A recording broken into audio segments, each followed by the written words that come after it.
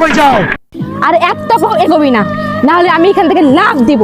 তুই আর তোর আম্মা জান আমার জীবনটাকে বিষাক্ত করে তুলেছিস। তোদের মতো সন্তানের ছেলের জন্য এদেশের বহু মেয়ে আমার মতো যন্ত্রণায় ভুগছে। আমি একটা ছেলেকে ভালোবাসি, তার সাথে আমার বিয়ে হচ্ছিল। সেই বিয়ের আসর থেকে তুই আমাকে ধাওয়া করে এনেছিস আমাকে বিয়ে করার জন্য। তুই একবার ভেবে দেখতো, তুই কি মানুষ? তুই একটা কুকুর। আজ তুই আমারে যা খুশি কইয়া গালি দে, আমি কি মাইনা নিব? শুধু তুই একবার আমার সাথে বউ বেসে যাবি।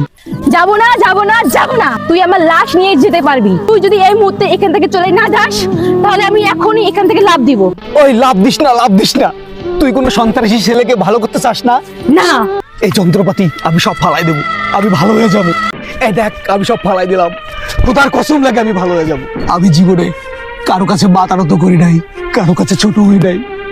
আমার মা হাসপাতালে, বেশিক্ষণ বাঁচবো না। খোদার কসম লাগে, আমি তোর পা ধরে বলতেছি, তুই শুধু একবার আমার সাথে চল। শুধু তুই আমার মায়ের পাশে যে একটু দাঁড়াই থাকবি।